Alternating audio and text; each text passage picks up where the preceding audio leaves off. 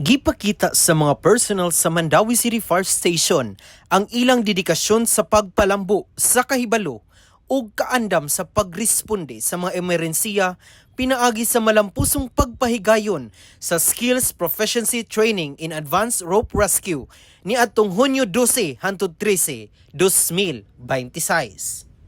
Gipanguluhan ni Fire Chief Inspector Alvin A. Torion, City Fire Marshal, ang maong duha ka adlaw nga pagbansay sa pakigtambayanyong sa Rescue Med Philippines. Diin gitigom ang mga partisipante aron mapalalom ang ilang technical nga kahibalo ug practical nga kahanas sa rope rescue operations.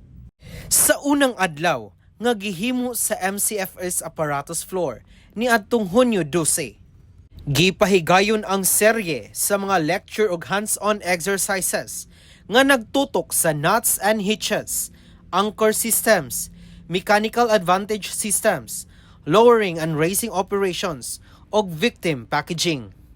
Ang pagbansay gipangunuhan ni Mr. Mamerto B. Banila Jr., usa ka certified technical rope rescue trainer and instructor, uban nila SFO3 Conarcani F. Ortiz ug SFO3 Shanmi Brian S. Bucado. Dili lang kay teorya ang nahibal-an sa mga partisipante, kundili aktwal usab nilang gipractice ang nagkalaing-laing teknik sa rescue operations.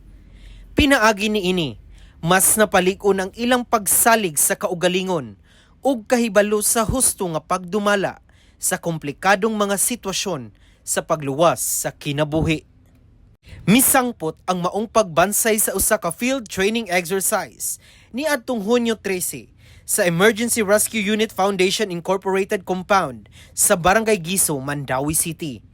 Dinhi, giatubang sa mga partisipante ang mga realistic rescue scenarios nga nagsukod sa ilang abilidad sa pag-aplikar sa ilang natun-an ubos sa presyor ug aktwal na kahimtang.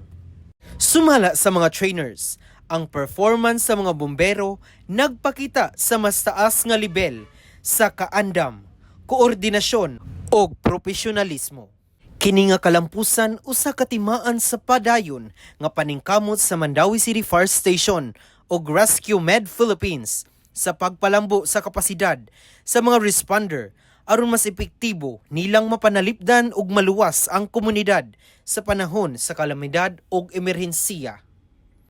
Para sa BFP TV, kini inyong alagad, FO1 Arjim San Antonio Mendaros, madasigon alang sa kaluwasan sa publiko.